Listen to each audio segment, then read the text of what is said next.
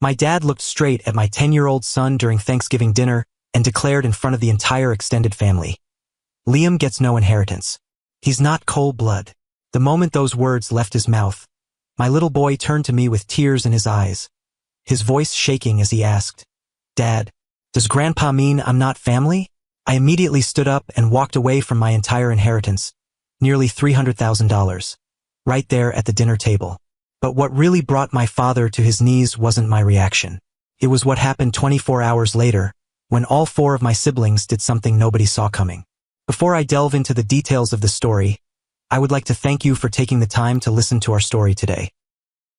Hello everyone, I'm Brandon, a 33-year-old mechanical engineer living in Austin, Texas. The story I'm about to tell happened last Thanksgiving, the day my dad used a meal about gratitude to destroy everything.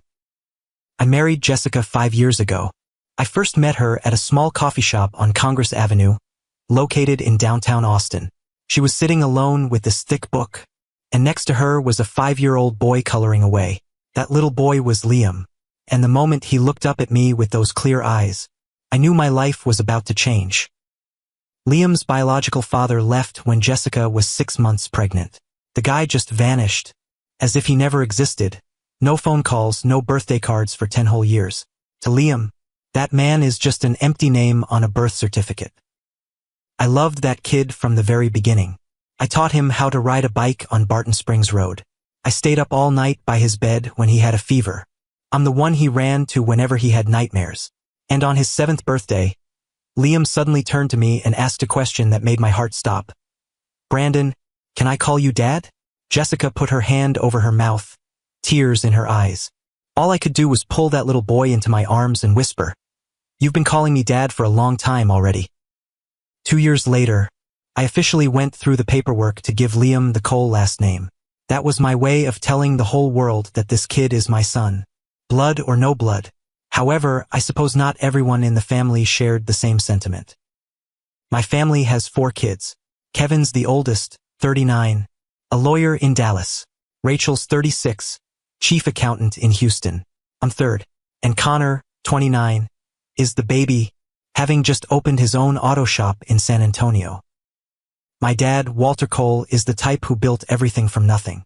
Started as a construction worker, became a contractor, and retired with over $1 million in the bank. Next to him is my mom, Margaret, a woman who spent her whole life taking care of 4 kids but always stood behind her husband like a shadow. Dad was always proud of Cole's blood. He used to say, "Blood's thicker than water. Family is everything." I grew up hearing that 100 times. Last Thanksgiving, Dad invited the whole extended family back to the old house in suburban Austin to announce how he was dividing up his assets. I had no idea that would be the worst day of Liam's life, and the day I realized that saying Dad had been so proud of all these years was just a lie he'd been telling himself. In the crisp air of late November, my little family happily headed back to the house where I grew up. The whole drive from our little place in Mueller, Liam wouldn't stop asking questions that had Jessica and me cracking up. The kid leaned forward from the back seat, his voice full of excitement. "Dad, is Grandpa gonna give us ice cream money?" Jessica turned to look at him, smiling. "Grandpa has presents for everyone. You'll have to wait and see." I squeezed my wife's hand gently, feeling pretty good that, at least after today, all of us siblings would have our finances set for years to come. However, perhaps I was being naive. When we got there, the smell of roasted turkey was already filling the front porch. Inside, my mom had set the dining table like something out of a magazine, with orange tablecloths, flickering candles, and fake autumn leaves running down the center. Pumpkin pies lined the kitchen counter, mashed potatoes steaming in white ceramic bowls. Everything was perfect down to the last detail. This was Thanksgiving, the day when families come together to talk about what they treasure most in life. Pretty ironic when you think about what was about to happen. Liam was excited all afternoon because, for the first time, he got to sit at the grown-up table instead of the kids' table in the corner. The kid wore a brand new white dress shirt that Jessica had bought for the occasion, and he tied his own tie, even though the knot was a little crooked. Watching him sit up straight next to Mason, Kevin's son, I felt my chest warm up. He was trying so hard to prove he was grown up that he belonged at the family table. The meal proceeded smoothly, accompanied by lots of laughter and chatter. Kevin talked about his new case in Dallas. Rachel bragged about her daughter Sophie winning an award at school. Connor teased me about my hair starting to thin out. Mom kept piling food on the grandkids' plates, and Dad sat at the head of the table, watching everything with satisfaction. Then came dessert time and Dad slowly stood up. He picked up his spoon and tapped it gently against his wine glass, the clinking sound making everyone go quiet. His voice was formal, as if he were addressing the city council, slow and full of authority. He said he'd been thinking about this for a long time, wanting to secure the future for the next generation. Each grandchild would have their own education fund, enough to cover college without any worries. Then he started reading off names. Mason Cole, Kevin's son. Lily Cole, Kevin's daughter. Tyler Jr., Connor's son. Sophie Cole, Rachel's daughter. With each name called out, I watched Liam sit up a little straighter. The kid looked at Grandpa expectantly, his little fingers gripping the edge of the table like he was trying to contain his excitement. But Dad stopped. He folded the paper in his hand and looked straight at me. The moment our eyes met, I felt something cold run down my spine. Then he spoke, each word clear. Liam's not on the list. You all know what I've always believed. Blood's thicker than water. Cole's assets stay in Cole's blood. The room fell dead silent. Nobody breathed. Next to me, Jessica went rigid. Her hand gripped mine under the table, her fingers trembling. I didn't dare turn to look at my wife because I was afraid she'd start crying right there at the dinner table. My mom just stared down at her plate, her shoulders shrinking like she was trying to make herself smaller. Kevin cleared his throat once, then went quiet. Rachel slammed her fork down on her plate so hard the metal hitting porcelain rang out like a silent protest. And then, Liam turned to me. The kid didn't cry, but his bottom lip trembled, and his voice was so small I had to lean in to hear. Dad, why didn't Grandpa say my name? That question cut through me worse than any accusation ever could. I looked at my son, this kid trying to stay strong even though his whole world just collapsed under his feet, and something inside me shattered. For 5 years, I'd protected this boy from every hurt, built up his belief that he was loved, accepted, and that he belonged. And my dad had just destroyed all of it with one sentence, right in the middle of Thanksgiving, in front of the people Liam called family. In that suffocating moment of silence, I knew I had to make a choice, and I made it.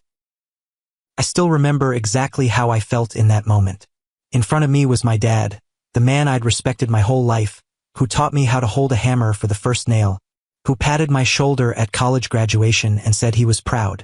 And next to me was Liam, the kid who every night when I came home exhausted from work, would still run to the door, wrap his arms around my legs, and yell Dad's home.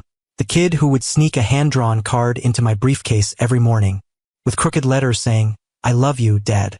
The kid who, when classmates teased him for not having a real father, lifted his chin high and shot back, I do have a dad.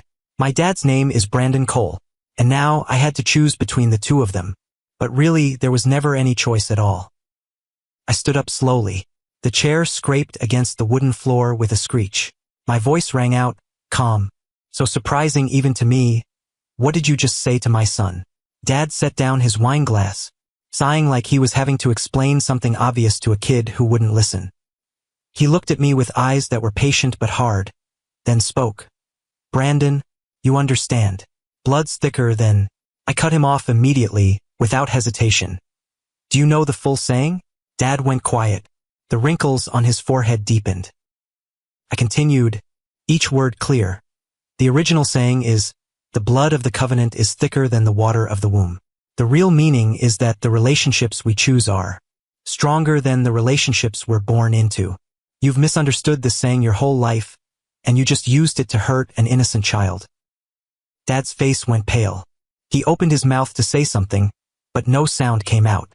For the first time in my life, I watched Walter Cole, a man who'd never lost an argument, unable to find words. But I didn't care about winning. I turned to Liam. The kid sat there, shoulders hunched, head down. His little fingers were fiddling with his napkin, twisting it over and over like it was the only thing keeping him from falling apart. He wasn't crying. He was trying not to cry, and that made my heart hurt 1,000 times worse. I walked over to him, knelt at eye level. The wooden floor was hard and cold under my knees, but I couldn't feel anything except that little face looking up at me. I put my hand on his shoulder, my voice gentle but firm. Liam, look at me. He looked up.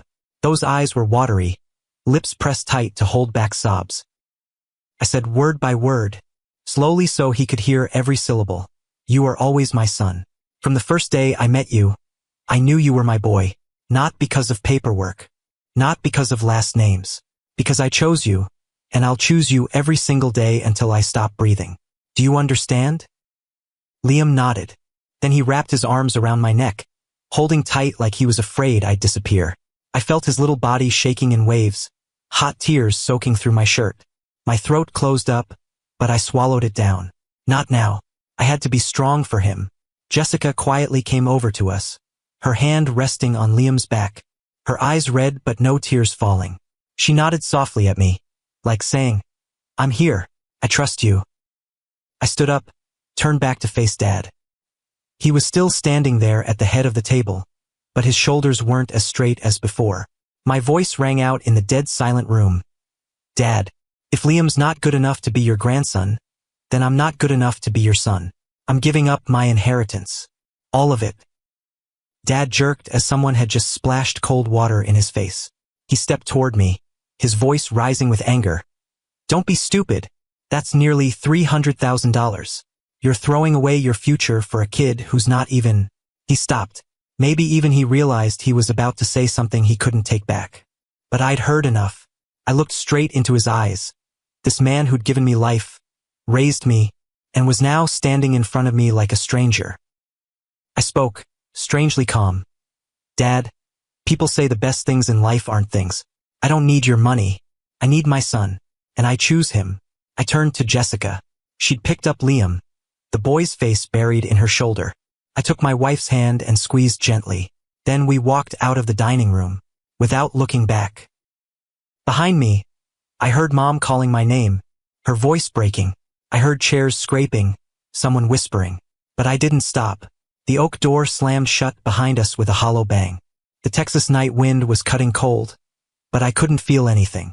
Just Liam's small hand gripping my shirt collar, and Jessica's breathing beside me. The whole drive home, nobody said a word. Liam fell asleep in the back seat, his eyelids puffy from crying. Jessica stared out the window, occasionally wiping away tears.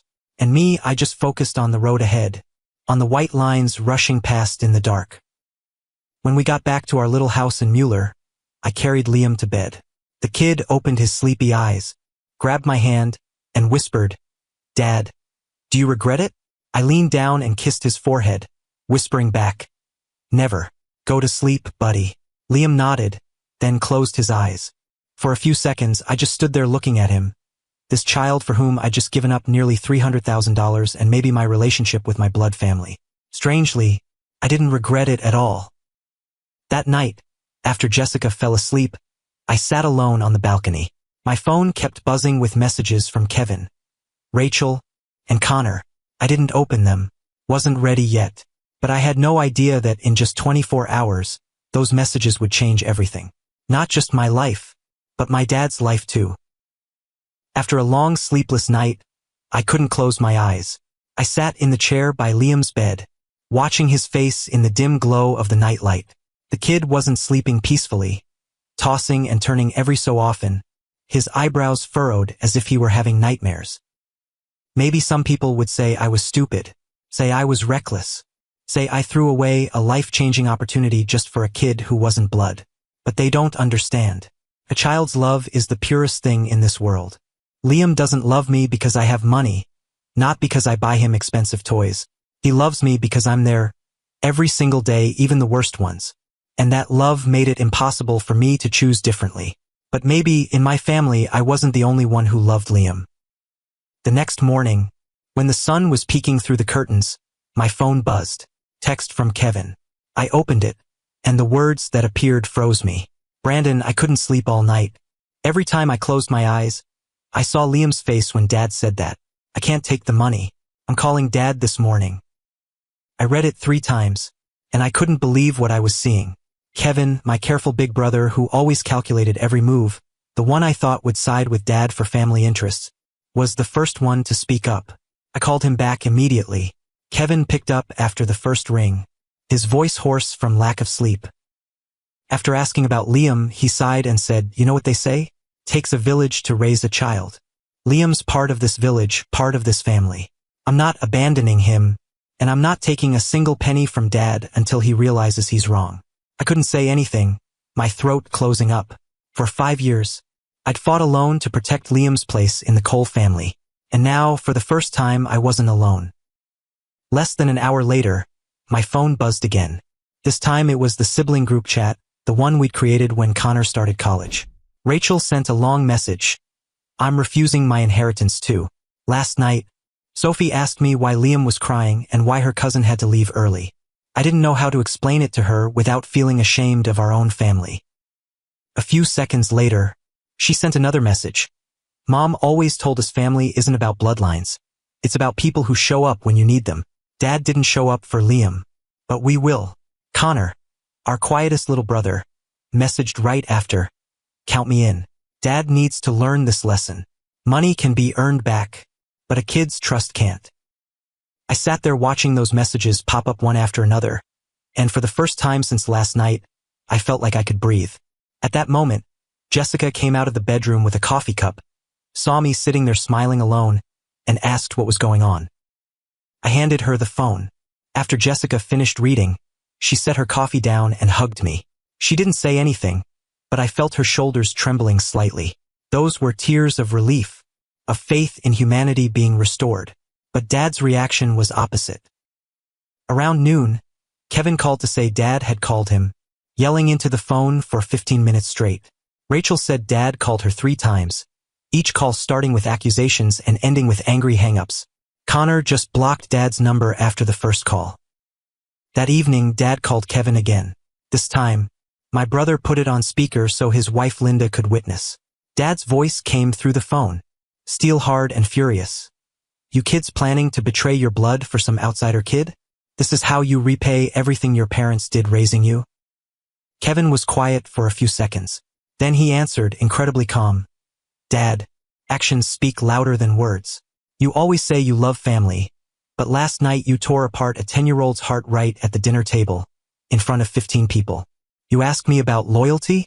Where was your loyalty to your own grandson?" Dad hung up without another word. That night, when Liam was asleep and Jessica was reading in the bedroom, my phone rang again. This time it was Mom. I hesitated a few seconds before picking up. On the other end was her broken sobbing, choppy breathing mixed with unclear words.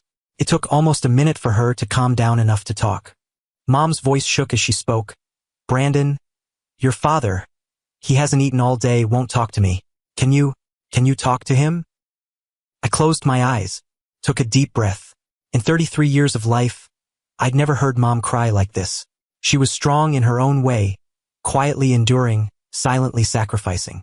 And now, she was caught between her husband and her children, not knowing which side to take.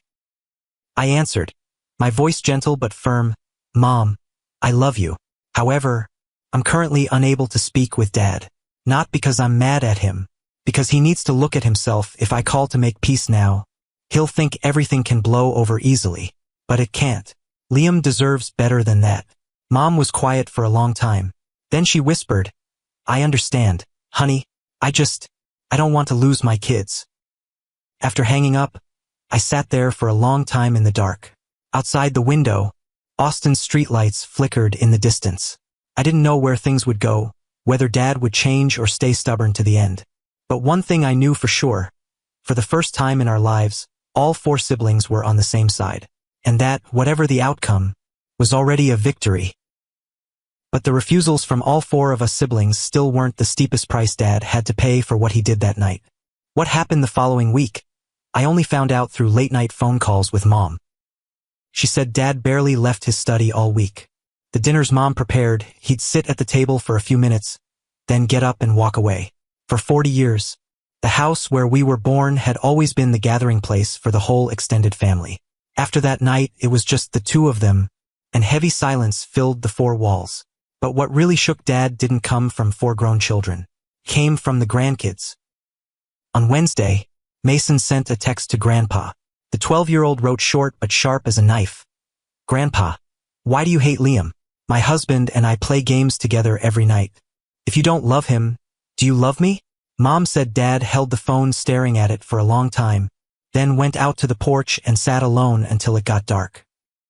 2 days later, Sophie sent a drawing done in crayon. The 8-year-old drew the whole family standing in a line in front of the red-roofed house.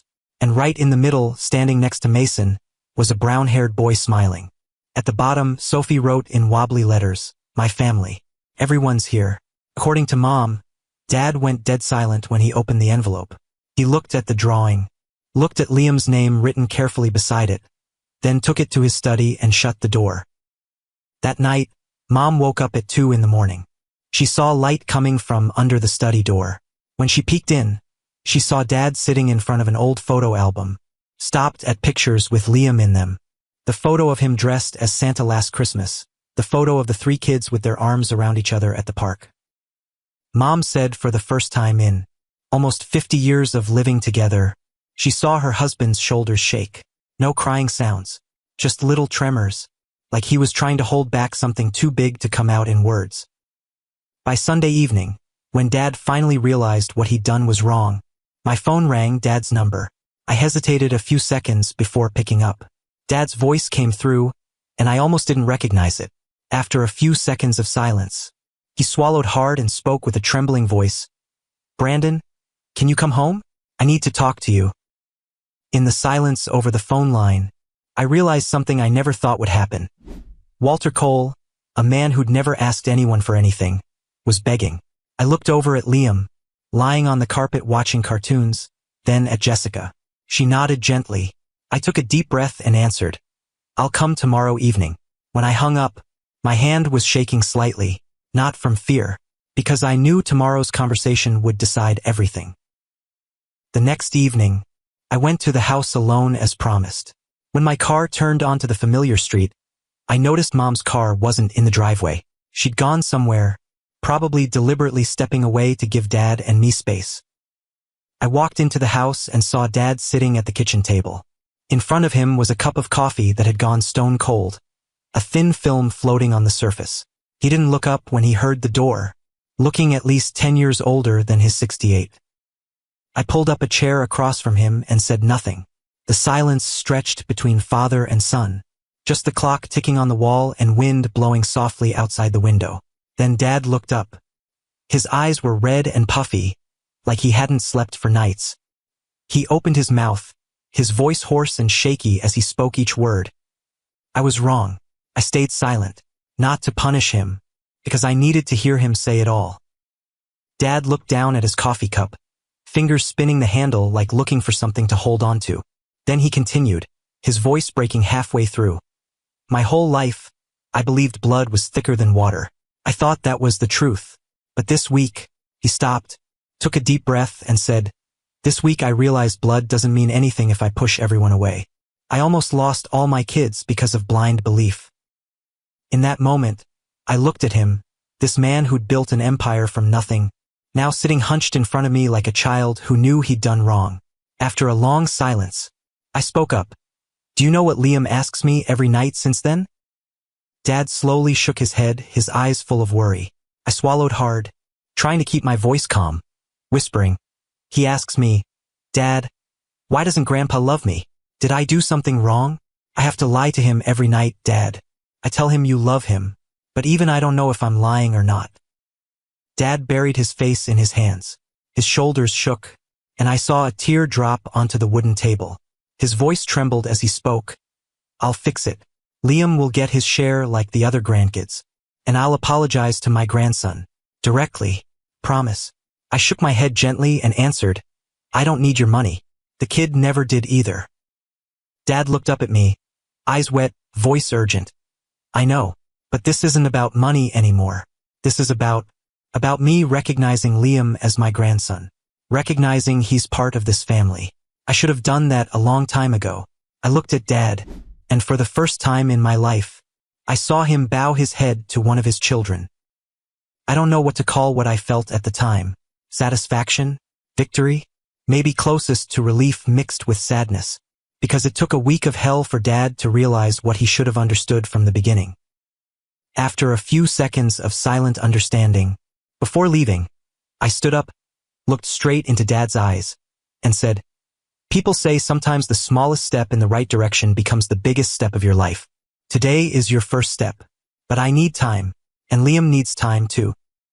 The whole drive home, I kept thinking this was the biggest lesson life had taught me through family, the lesson about forgiveness, about the real value of kinship. But I was wrong. The biggest lesson hadn't come yet. And the person who taught me that lesson wasn't Dad, nor was it Mom, but a 10-year-old boy I call my son. When I got home, Liam was sitting on the couch watching TV. The kid looked up at me for a long moment, his eyes searching like he wanted to read something on my face. Then, without saying a word, he got up and quietly went to his room. Jessica watched him go, then turned to me with concern. I just shook my head gently, signaling I talked to Liam. I knocked on his door, waited a few seconds, then walked in. Liam was sitting on his bed, head down, like he was waiting for something. I sat down next to him and stayed quiet for a moment before starting to tell him what had happened. I told him about everything that had happened this past week. Liam listened, still not looking up, his fingers twisting his shirt back and forth. Then suddenly, he lifted his head and looked straight into my eyes, his voice soft but certain. "Dad, I forgive Grandpa." I was stunned by what my son said. After a few seconds of silence, he continued, his voice strangely calm. "I really like Grandpa. He taught me how to fish at Lake Travis last summer. He also showed me how to fix my bike chain when it came off. He used to tell me stories about when he was little and had to walk 3 miles to school every day. I liked hearing his stories. I didn't know what to say, just sat there looking at him." Liam kept talking, eyes on his hands. "Yesterday Grandma called Mom. I answered first. Grandpa was there too. He talked to me for a while." He paused, his voice getting smaller. "Grandpa seemed really sad, Dad." His voice was completely different. He asked if I was okay, if I was mad at him. My throat closed up. Liam looked up at me, his clear eyes slightly wet.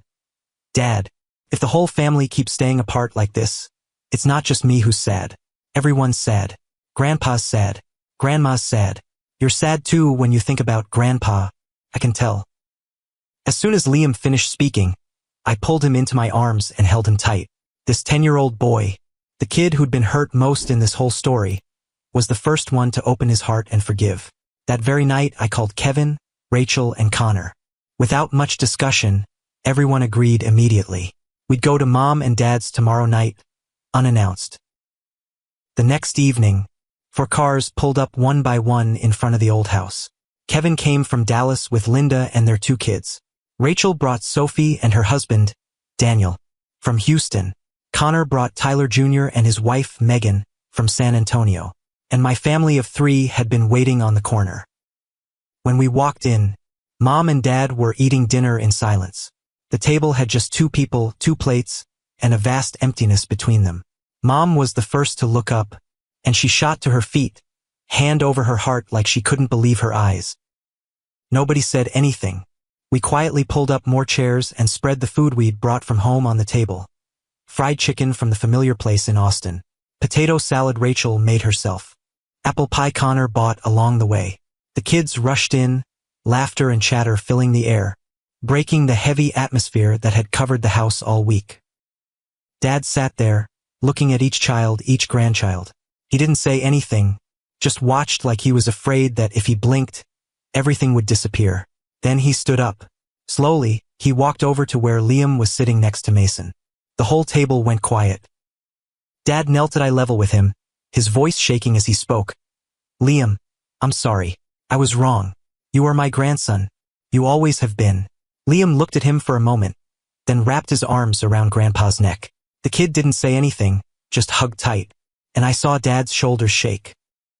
After that, Dad stood up and looked at each of his children one by one. He apologized to Kevin, to Rachel, to Connor, and to me. No fancy words, no excuses. Just simple apologies from a man learning to bow his head for the first time. Then, as if someone had given a signal, the whole family stood up and hugged each other. 15 people, 3 generations, gathered in that little kitchen. Mom cried. Rachel cried. Even Kevin, our tough big brother, had to turn away to wipe his eyes. After dinner, we went out to the yard for tea, just as we used to in the old days. The kids ran around, chasing each other on the grass, their laughter echoing through the night. I sat next to Jessica, took her hand, and realized this was the most precious thing this family had. Not money, not assets, but these moments when everyone's together, with no walls between us. After that night, nobody in the family ever mentioned blood again. Dad contacted his lawyer and redid all the paperwork. The assets were divided equally among all children and grandchildren, no exceptions. Liam's name sat right there on the list next to Mason, Lily, Tyler, Jr., and Sophie. In Mom and Dad's living room, the family photos were rearranged. Liam's picture hung next to his cousin's, his smile bright in the frames. Nobody mentioned that he was Jessica's son from before anymore. Nobody brought up that Thanksgiving either. It became a memory that the whole family silently agreed to close. That Christmas, 15 people gathered around the big tree in Grandma and Grandpa's living room. Liam got a new fishing rod set from Grandpa, and the kid hugged him tight with the biggest grin. New Year's came, and the whole family stood in the yard counting down together. When the clock struck 12, fireworks lit up the sky, and I saw Dad holding Liam on his shoulders so he could see better. In spring, Dad taught Liam how to plant tomatoes in the backyard. The two of them were covered in dirt, laughing as if nothing had ever happened. In the summer, the whole family vacationed together in Galveston. 15 people rented a big house by the beach, and the kids built sand castles from morning to night. I got a photo of Dad teaching Liam how to surf, both their smiles glowing in the sunlight. Every weekend, at least one family stopped by Mom and Dad's. This year, another Thanksgiving is approaching, and we've decided to draw lots to see whose house we'll visit for dinner. Could be my place in Austin, could be Kevin's in Dallas, or maybe just some restaurant along the way so Mom doesn't have to cook. We're going back and forth, everyone with their own ideas. And then Mom spoke up. For the first time in so many years, she didn't stand behind Dad. She didn't stay quiet, waiting for him to make a decision.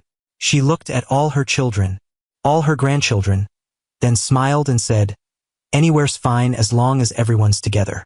As long as I can see all of you here."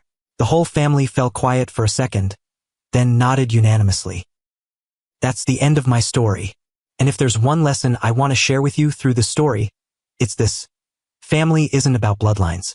Family is about people who choose to stay when you need them most.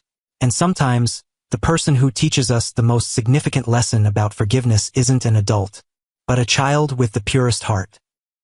If I were you, would I be willing to give up nearly $300,000 to protect my child? And if you were Liam, would you be ready to forgive someone who hurt you that deeply?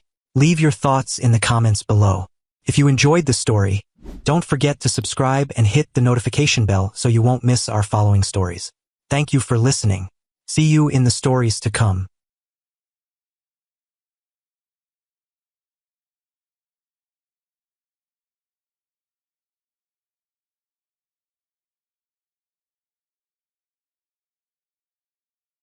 This table is only for the family. That's what my dad said to my son, his 7-year-old grandson, right in the middle of Christmas dinner. My son stood there in front of the whole extended family, clutching his homemade cookie box, didn't cry, didn't ask questions, and just stepped back behind me, as if he wanted to disappear. In that moment, I realized some wounds don't bleed but hurt worse than any knife cut. And some dinners can either destroy a family or rebuild it from the ground up. Before I get into the details of this story, thank you for choosing to listen to my story today. I'm sharing this not just to discuss pain, but so you can see with me a simple truth. Real family isn't about people who share the same blood, but about people who choose to love each other despite their differences. Hello everyone, I'm Marcus, a 38-year-old construction engineer in Chicago. The story I'm telling today starts from Christmas night last year, but its roots go back 8 years, when I met Jennifer. My dad, Richard Webb, owns a chain of car dealerships across the Midwest. He started from a small garage in suburban Naperville. Now he's got 5 showrooms stretching from Illinois to Indiana. He built it all himself, and trust me, he won't let you forget that for even a second. The thing is, when you make an entire empire with your own hands, you also expect your kids to live up to it. And I didn't. I'm the middle child in the family, The one stuck in between. You know the type, right? Not the firstborn to carry expectations, not the baby to get spoiled. I'm the one that, at every family gathering, people ask, wait, where's Marcus? While I'm sitting right there. Then, 8 years ago, I met my wife. That day, I got hit by a falling steel beam at the construction site, and I had to go to the ER at Rush Hospital. She was the night shift nurse. The first time she smiled at me, I forgot all about my aching shoulder. The kind of smile that made the stark white hospital room suddenly come alive with color. Jennifer grew up in Pilsen, on the south side of the city, in a Mexican-American family. She was proud of her heritage. From the tamales her grandma taught her to make to the Spanish she whispered whenever she prayed. To me, that's what made her special. To my dad, that's what made him look at her as if she were a contract with questionable terms. The day I announced I was marrying Jennifer, Dad sat quiet for a while, then dropped exactly one line. She's not right for our family. No explanation, no argument. Like he'd just turned down a used car that didn't meet showroom standards. At the wedding, my family showed up, but they left right after the ceremony, before the cake was even cut. Mom hugged me real quick in the parking lot, her eyes all red, her mouth moving like she was going to say something, but in the end, she just squeezed my hand and followed Dad to the car. The happiest day of my life was also when I felt the loneliest. 3 years ago, Jennifer passed away. She dozed off while driving home after a night shift. Just 1 second of lost focus, and the woman I loved never made it home again. She left me, Lucas, who was only 4 then, along with an emptiness that 3 years later I still don't know what to do with. Now the kid's 7. He looks just like his mom, from his skin tone, his dark curly hair, to those brown eyes that look at me like they're reading every thought in my head. Every time I look at him, I see Jennifer. And I'm sure my dad does too. The only difference is that he chooses not to look. For 3 years, I haven't brought Lucas to his grandparents' house. I told myself distance was the best way to protect him. So I kept the kid away from his blood family like it was the most normal thing in the world. Until 2 weeks before Christmas last year, when my mom Margaret called. Her voice broke in a way that let me know something bad was waiting ahead. Grandpa's really weak now. Marcus. Mom's voice shook over the phone that night. I could hear her swallowing, trying not to cry. My grandpa William was 89 that year. He was a World War II veteran and participated in the D-Day landing in Normandy in 1944. He laid the first brick for the Webb family business with his own hands. Without him, there wouldn't be anything. After a long silence, Mom continued, her voice getting quieter. The doctor says this might be his last Christmas. His heart's really weak. He keeps asking about Lucas. I stood in the kitchen of my house on South Kenilworth in Oak Park, holding a cup of cold coffee. That news hit me like a punch to the chest. All these years, I'd been calling Grandpa every month. Every time he'd tell me he was fine, he'd say, "Take care of the kid. Don't worry about this old man." Turns out that was his way of hiding his illness so that I wouldn't worry. In that instant, I remembered my wedding day, when the whole family left early, but Grandpa stayed till the end. Before he left, he took Jennifer's hand and told her, "Take care of Marcus for me. Okay?" That was it. But to me, that was everything. After thinking for a while, I sighed and told Mom over the phone, "You know what Dad thinks about Lucas? I don't want the kid to have to endure any more." The other end of the line went quiet for a long time. Then Mom spoke up, her voice small but determined in a way I rarely heard. "I'll handle your dad. Grandpa deserves to see his great-grandson before." She didn't finish the sentence, but I understood. I looked over to the living room. Lucas was sitting on the sofa, eyes glued to cartoons. The kid had met great-grandpa a few times when he was petite, and probably doesn't even remember his face. He'd never heard great-grandpa tell war stories. Never had him teach him how to hold a wrench as I did back in the day. Thinking about it, I suddenly realized how many years I'd let my son lose with his great-grandpa, and there was no way to get them back. Thinking about that, I told Mom before hanging up, "All right, we'll come home." As soon as he heard that, Lucas looked up from the screen, his brown eyes looking at me, and asked, "Dad, where are we going?" I sat down next to him, looked into the kid's eyes and said, "Going to Grandma and Grandpa's house for Christmas. You're gonna meet great-grandpa. He really wants to see you." The kid's eyes lit up for a moment, then dimmed right away.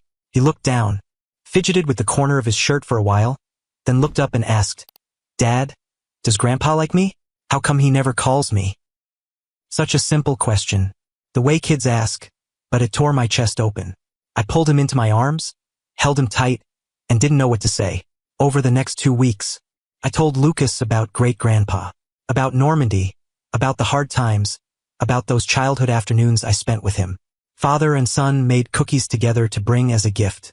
Lucas carefully wrote each wobbly letter on the card, tongue sticking out from concentration. Looking at him, I told myself everything would be fine. Grandpa would be happy, Lucas would have beautiful memories, and maybe Dad would change when he saw his grandson. But maybe I was wrong.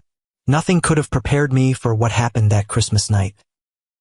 On Christmas night, I drove from Oak Park to Naperville, about a 40-minute drive if there's no traffic. But that day, everyone was out on the roads, so it took almost an hour and a half. Lucas sat in the back seat, clutching his cookie box tight, checking now and then to see if the card got wrinkled.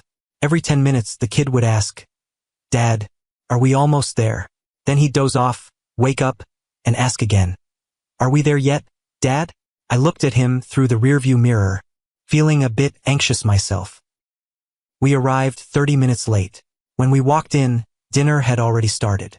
The smell of roasted turkey filled the room, mixed with the pine scent from the Christmas tree in the corner, and made everything look hot, even though it was just surface deep.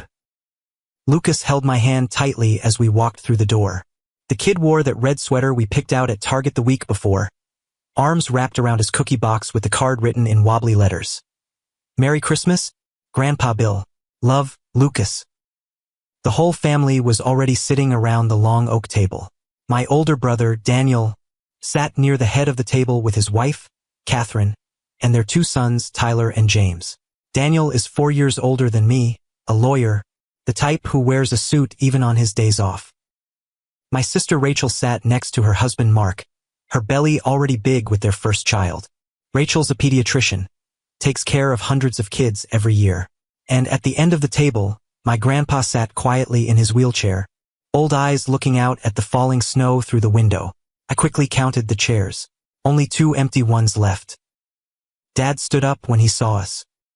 He looked at me first, then his eyes moved down to Lucas, lingering on my son's dark curly hair and warm brown skin longer than necessary. Then Dad pointed to the empty chair next to Daniel and told me, "Marcus, you sit here." Then he turned to Lucas, his voice flat. "And you, this table is only for family. Tyler and James are older, so they sit here. You go to the small table in the kitchen and sit with Rosa." Before I could open my mouth, Tyler, Daniel's 10-year-old son, looked at Lucas and then turned to James, whispering. But the room was so quiet everyone heard clearly. "Lucas doesn't look like us, does he?" Daniel kept cutting his turkey. Catherine looked down at her plate. Rachel put her head down and twirled her glass of water. And my mom got up and hurried toward the kitchen. I couldn't accept this. I called out, "Mom." Mom stopped but didn't turn around.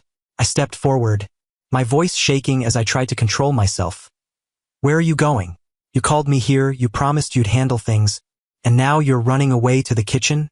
Mom turned around, tears already running down her cheeks. But she just stood there, hands fidgeting with the corner of her apron, mouth moving but no words coming out.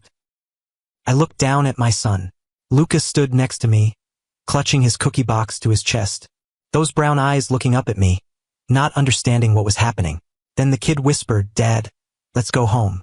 Those words made my throat tighten up. I shouldn't have brought him here, but if we came, then I had to make it right.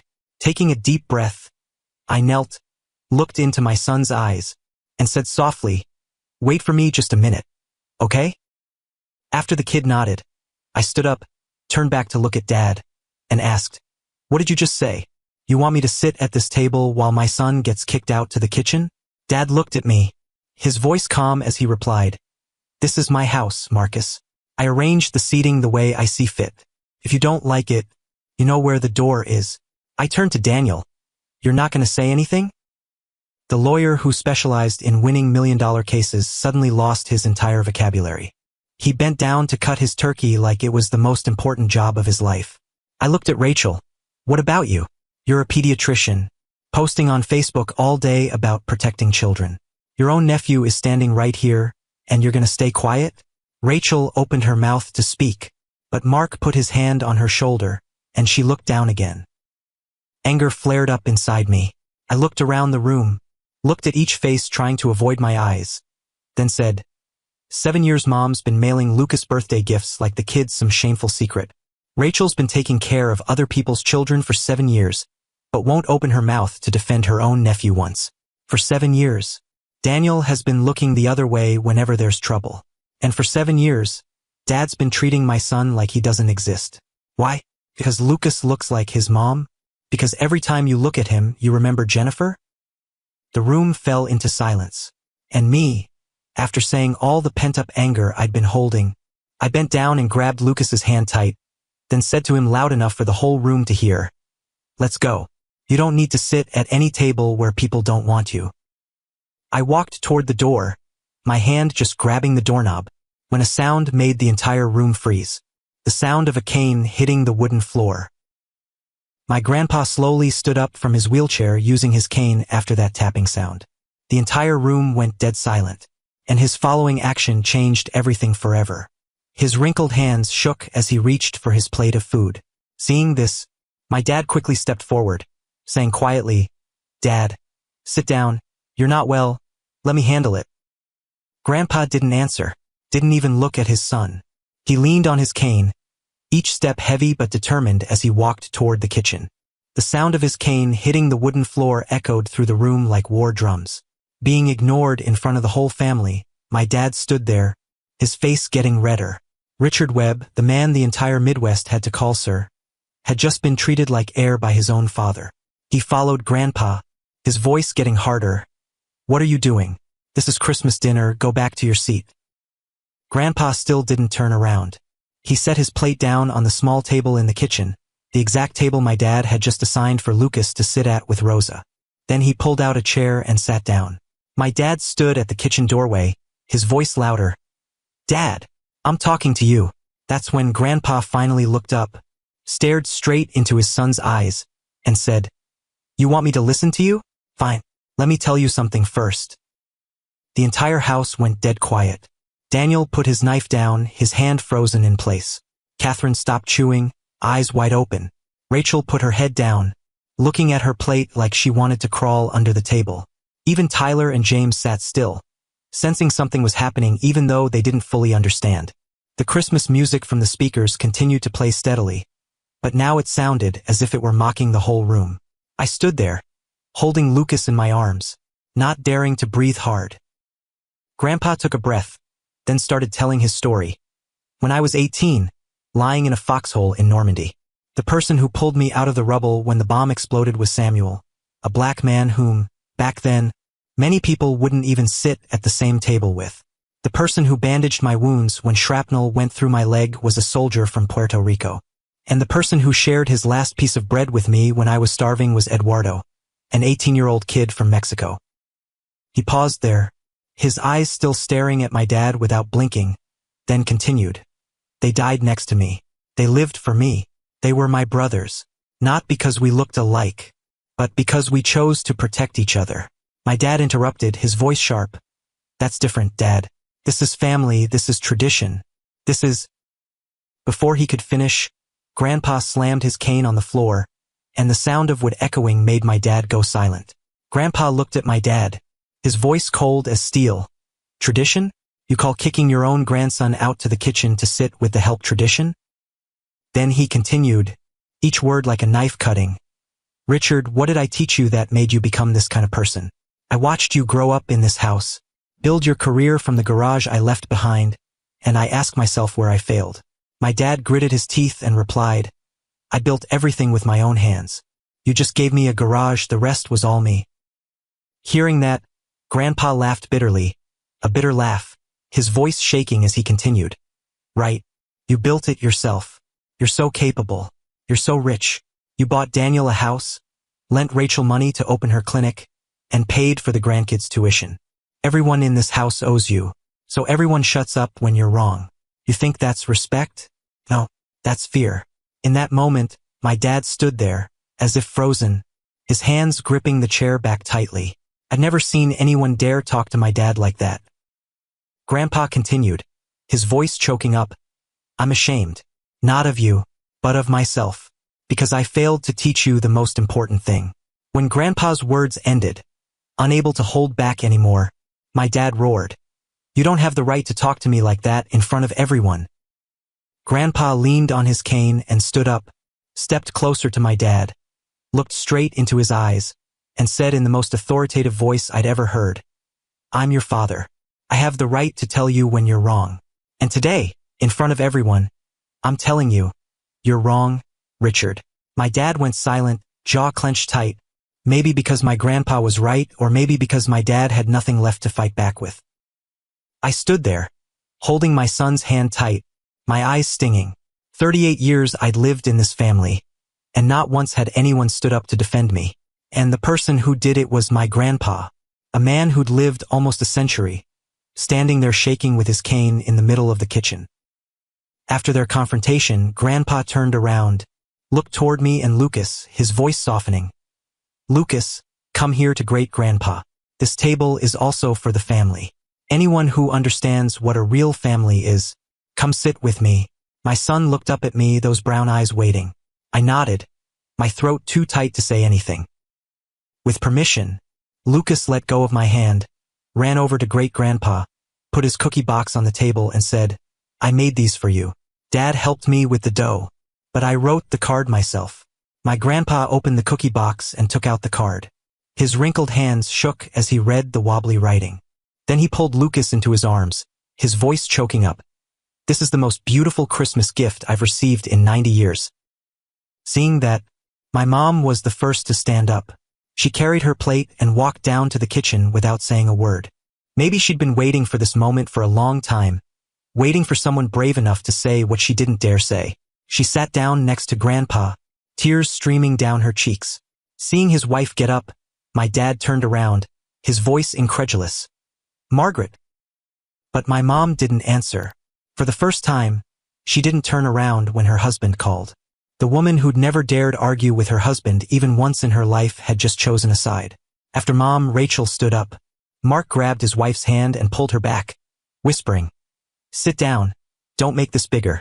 Rachel looked at her husband, then looked at Lucas sitting in Grandpa's arms. She pulled Mark's hand away, shook her head, and said, No, I've been silent long enough. After saying that, she carried her plate down to the kitchen and sat next to Mom. My dad looked around, his voice shaking with anger. What the hell are you people doing? No one answered. The room was silent like he'd just been talking to the wall. That's when Tyler stood up, carried his plate down, and sat across from Lucas. The kid put his head down, said quietly to Lucas, I'm sorry. What I said earlier was wrong. Lucas looked up at me. I nodded. The kid turned to Tyler and asked, Do you want some cookies? Dad and I made them ourselves. Tyler nodded, his eyes red. After Tyler, James also followed his brother down to the kitchen.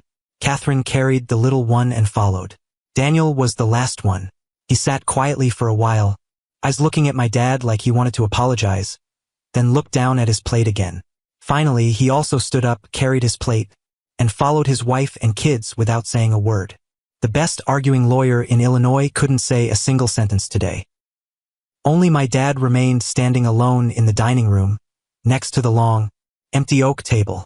He stood there like Nixon after Watergate night, a powerful man who suddenly lost everything right in his own home.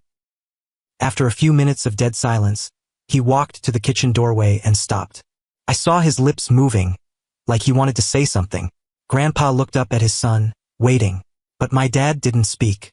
He turned away, grabbed his coat, opened the door, and walked out into the snowy night, alone. That night, when my dad left, nobody chased after him. We all knew what kind of person he was. His ego was as big as all 5 showrooms he owned combined. Maybe the ultimate shame made it impossible for him to sit back down with the people who just witnessed his own father scolding him like a child in the middle of Christmas dinner. But we didn't let that ruin our meal. After all, the turkey was still warm, and Grandpa was still sitting there. With the mindset of people who'd just survived a storm, we sat around the small table in the kitchen. Rosa, the woman who'd served the Webb family for over 20 years, was invited to sit and eat with us for the first time. She looked at my mom like she couldn't believe her ears when Mom pulled out a chair and told her to sit down. She sat next to Lucas, her eyes welling up, probably because for 20 years, she'd only been the one clearing the table, never sitting at it. The atmosphere was somewhat heavy, but the meal continued. Nobody talked much, just the sound of silverware against plates, Lucas quietly asking Tyler about video games, Grandpa's occasional cough. My mom couldn't sit still. She bustled around, bringing food, adding potatoes for one person, and pouring water for another. But her eyes were different. Something had just been set free, even though tears were still rolling down her cheeks. At the end of the meal, everyone left one by one. Daniel shook my hand really tight, his mouth moving with apologies for staying silent. Rachel hugged Lucas and whispered in the kid's ear, "I love you." For the first time in 7 years, she said those words to her own nephew. That night, I stayed at the house with Mom and Grandpa. He held Lucas sleeping on the living room sofa, the wobbly card lying on his chest. The kid curled up in Great-Grandpa's arms, sleeping peacefully like it was the safest place in the world. I sat with Mom on the porch watching the snow fall. Mother and son didn't say anything. Maybe we were both trying to digest what had just happened. Mom would sigh from time to time, and I kept staring into the darkness, wondering where Dad was out there. I thought that was the beginning of a new chapter. Thought from now on everything would be different. Thought Grandpa would be with us for many more years to witness this family heal. But 2 weeks later, my phone buzzed at 6 in the morning. For the first time in my life, I saw my name in a family group chat. The group was called Web Family, but the first message wasn't a greeting. It was my mom telling us that Grandpa had passed away in his sleep last night. When I ran to the nursing home, my dad was already there. He sat by Grandpa's bed, dark circles under his eyes, unshaven, looking like he hadn't slept for nights.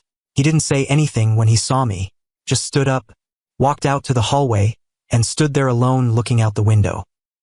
When cleaning out Grandpa's belongings, I found Lucas's card on his bedside table. Next to it was an old, yellowed black and white photo that I didn't understand at the time. Grandpa was gone, but the lesson he left behind still echoed in this house. My grandpa's funeral took place exactly 2 weeks after that Christmas night. St. Michael's Church in Naperville, where the Webb family had been connected for 3 generations, was filled that day. My dad stood just a few steps away from me, but that distance felt like an ocean. When Lucas stepped up to place a white flower on the casket, the kid whispered, "Bye, Grandpa Bill, I love you." I saw my dad turn his face away. Throughout the entire funeral, we didn't say a word to each other. That was the last time Dad and I stood close to each other for almost a year. 2 months later, on a Sunday afternoon in early March, my doorbell rang. I opened the door and saw Mom standing there, carrying a grocery bag from Mariano's, her eyes welling up. She looked at me for a long time, then said, her voice shaking, "I'm sorry, Marcus. I've been a coward for too long." I didn't know what to say. 38 years of waiting for an apology. And now that it came, I just stood there in silence. Finally, I just nodded and opened the door wider to let her in. Lucas heard the sound and ran out of the living room. The kid looked at Grandma for a while, as if he were considering something. Then suddenly, he ran over and hugged her tightly, shouting, "Grandma!" My mom cried. That was the first time Lucas had called her since Jennifer's passing. From then on, Mom came every Sunday. She learned to cook enchiladas, tamales, the dishes my wife used to make. The first time she tried making enchiladas, the plate looked like a traffic accident, but Lucas ate every bite and said it was delicious. The kid knew how to make her happy. She stopped mailing gifts. Now she brought them in person, sat and played with her grandson all afternoon, reading books, watching cartoons, and even learning to play video games, although she held the controller as if she were holding a live fish. In May, Rachel called me from Northwestern Hospital, her voice choking up. "Marcus, I just had a baby girl." I congratulated her, but she continued, "I named her Jennifer. Jennifer Rose. I'm sorry, I stayed silent too long. I want my daughter to grow up knowing about Aunt Jennifer, knowing about the woman I never really got the chance to know." A few days later, I brought Lucas to the hospital to visit his cousin. The kid held the baby's tiny hand, his eyes bright, turned to me and said, "Dad, the baby's name is like Mom. She's so pretty." Seeing my son being acknowledged as a cousin for the first time, standing there as a real member of the Webb family, I had to turn away to hide my tears. In July, my phone buzzed at 11 p.m. Daniel's name appeared on the screen.